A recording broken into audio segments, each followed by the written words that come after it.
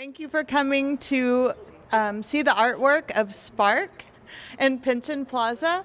And this was all made possible because of a NEA grant and the support of the city through a community block development grant. But most importantly, made possible because of the city's efforts to renovate Pynchon Plaza so that it could become a museum without walls and a place for residents and workers in Springfield to gather.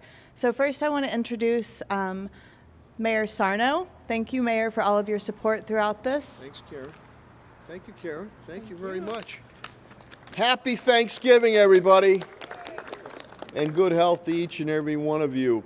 And I want to thank Karen Finn for her leadership, and Kay Simpson, tell your husband, the artiste, I said hello, by the way, too.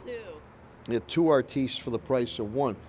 Because Chris Seabrooks, who's representing Pat Sullivan today, does a great job with his artistic work for our Parks Department, too. And I see Eileen McCafferty here, Community Music School, thank you.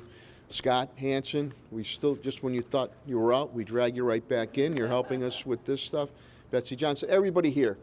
The downtown urban pioneers, I appreciate it. And again, to Karen's leadership and this partnership that is put together, I'm very big on arts and culture. And I know, where's Rosemary? Rosemary's here too. There she is, Rosemary Tracy Woods. About arts and culture bringing vibrancy to not only our downtown areas, but to our neighborhoods. It enhances it. And the artists and their creativity here builds on history and legacies of the city of Springfield. And when things look good, you feel good. And you want to be around and you want to spend money. So this continues. This park was dormant and in trouble for many, many years. We reinvigorated it, and more we continue to do with the arts and culture, the better we make connections, whether it's to the one and only Dr. Seuss Museum in the world and our museums and library complex, to the amenities downtown. It's safe and clean, it looks good, and to the artists, what they've been able to create, it makes people feel warm, good, and hospitable. And that's what we want to continue to do here in the city of Springfield. So to all those involved, thank you very, very much for shining a beautiful light on the beautiful mosaic of the city of Springfield. Good health, God bless you all, and happy Thanksgiving. Let me turn it back to Karen Finn. I also want to introduce Chris Seabrooks and Kay Simpson, who together, I'd say that we meet weekly almost, and sometimes more than that, to make this happen. And first, Chris, you want to tell us what it took to get here? Yeah, sure. He took his car to get Yeah, here. absolutely. It's park car, Mayor. forgot It the is armory's Parks and here, Rec. They too. provide cars. This is short, and it'll be short. I won't talk much, but really thank you to Parks and Recreation for the work that they put in installing a lot of this artwork. It was coordinating, making sure that everyone was available, the artists were available, that we had the right spots. Also making sure that as a jury, as a group of people who decided what to go in, what should go in, why, that we really looked out for BIPOC members of this community, LGBTQ plus members of this community, and I'm pretty proud of everything that we've done here today, and it's really exciting to see more artwork go in. We still had some plans. We're going to get some more stuff in, so I hope you guys continue to come back to the park and see all of the things that we're doing. These two women right here, man, Karen and Kay, thank you so much.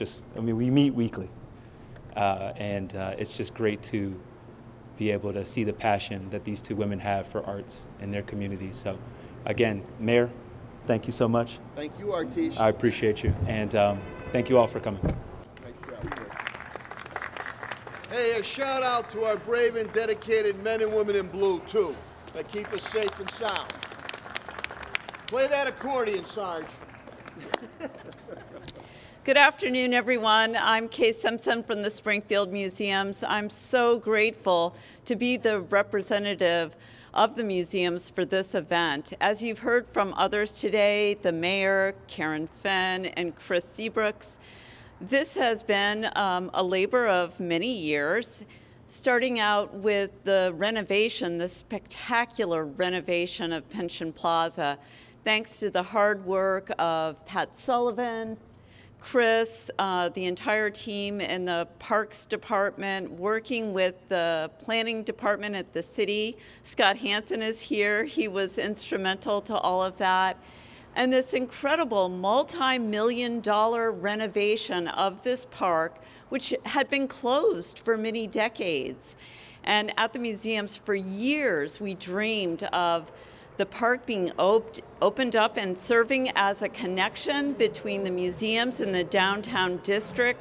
So people who are going to the Mass Mutual Center can easily just go up the stairs and arrive at the quadrangle and really experience all the quadrangle and the museums have to offer. And then added to that, Pat Sullivan and Jeff Brodsky from Related Beal talked about their desire to have public art on view in Pynchon Plaza. So that's when we all started working together and planning, secured the NEA grant that Karen Fenn mentioned, and got funding from other sources. And we were able to embark on this initiative. So now it's all coming to fruition. So many people to thank, but it's really great to be able to celebrate the artists, because they are the people, the creative minds that are really bringing this park to life. So thank you, one and all.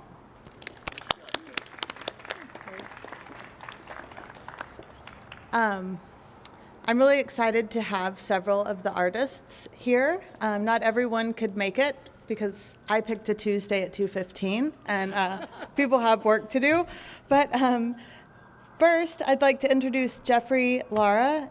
He is a Springfield resident, and this is his sculpture right up here, which is our presence at dawn. And he uses color to represent the sunset and sunrise, fading from the deeper red into the darker blue, which promotes healing in the form of light and color, and inspires the community to feel interconnected with one another. And I also want to point out that we had an external review committee for all of the submissions, and so all of these artists really represent what our community wanted to see in this park, and that makes me extremely proud. So thank you. Thanks, Jeffrey. Do you want to introduce yourself? No, you just want to stand here? Can I introduce myself? Uh-huh. Sure. Hi, my name is Jeffrey. I'm a resident of Springfield, and like you said, I created the artwork.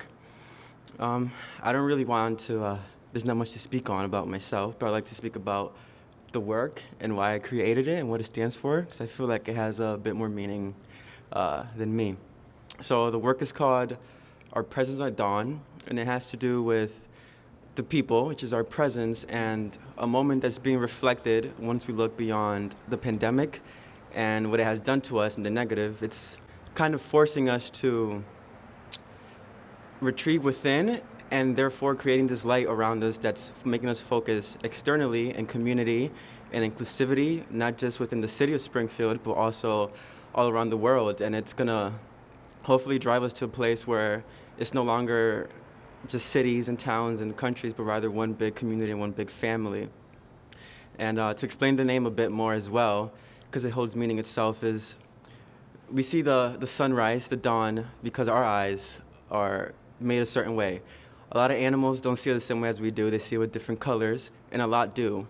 But the fact that it exists and we know it as we know it is because we're still here and we're still present, which is what's driving this big shift about bringing community into the picture, and projects like this project that allowed for the people who have been oppressed for a while, or LGBT members, or even, like, for example, women, to have priority in when they're submitting their work.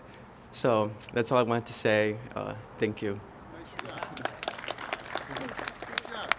Nice job. And then because I know she has to run off, someone that we all know is Rosemary Tracy Woods, and she is here representing one of our artists, Ryan Murray, but it really was a team effort to get his incredible work, which you'd never know that that was a chain link fence, because Ryan created art and Tracy and Billy helped install this and get it up in the dawn of the morning, very early when I got called. Thanks, Tracy. Hi there. I'm not an artist. I can't draw a straight line with a pencil, but what I want to do is first tell you that young man is 22 years old and a resident of Springfield. And, you know, young people are getting such a bad rep. We have such great kids doing such great things. And then secondly, Ryan Murray is my emerging artist. When I first met Ryan, he was so shy, such an introvert. And his topic is always about mental health. He suffered with depression, and he doesn't mind that people know that. So everything he creates from the heart and from the mind. So the fence project, we were saying, how can we do that? So you see the fence, you see how it encumbers an object or something, or people trying to climb the fence. So he beautified it with these women. It was a wonderful venture. I was blown away the whole time he was doing it. So I was saying, if this is what madness looked like, I want to continue to be insane. Thank you.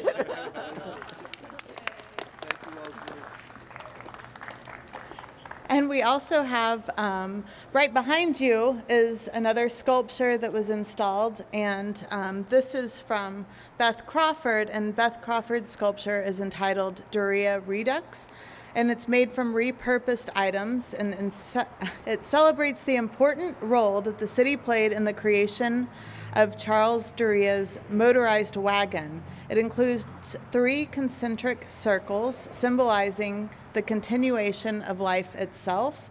And all of the artists who are not here and the ones who are here, we've printed information and put it next to their pieces. The seating art is right next to the elevator. We'll have mosaic going up on Related Beal's wall, so also thank Related for being such a wonderful partner and letting us use their space. We'll have interactive acoustic art installations coming soon, and Make It Springfield artists are making 2 free library boxes, and the Springfield libraries will be populating those with the initial round of... For the half back there. That's for you. We'll be putting books in those so that hopefully the residents and people who come to enjoy the park can take one, leave one with all of the books. So please introduce yourself to the artists. Beth, do you want to introduce yourself? And please read about them. Thank you for coming. Thanks, Karen. Thank you. Thank you. No, thank you. Thank you. Hi, I did this project with my husband, Robert Dickerman, and we had 2 collaborators, one who's here today, Noreen McGurr, and Dina Sarvet, who could not be here with us today. My husband and I operate a small art business called Yellow Dog. We both worked in Springfield for a number of years before we retired. I worked just down the street on State Street in the 90s, of course, when the park was closed, and this was an area that was not nearly this beautiful. And I feel so lucky to be part of this revitalization of Pynchon Plaza. My husband and I were here a few days ago making some final adjustments to the installation of the sculpture. And there were some local residents who were sitting there on those benches, and we had a chance to talk to them and what they thought about it. And that was just so thrilling. It was a beautiful sunny day, and they were here enjoying the park and talking about how important it was to them to be able to be here and sit in a safe and beautiful place. So we're just thrilled to be part of this, and I thank everyone for choosing our piece. And I certainly thank the Parks Department for all of their hard work in installing it and helping us make sure that it will be safe for everyone. They had some great ideas as to how to secure it to the ground. But we're just very happy to be part of this wonderful park and the changes that are here. So thank you very much. Thank you.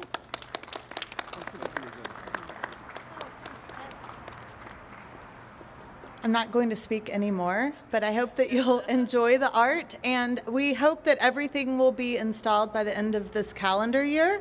So I'm going to wait until the spring. I think Kay and I will plan something with the city to celebrate when it's warmer and we can have a proper celebration. Thank you. Thanks,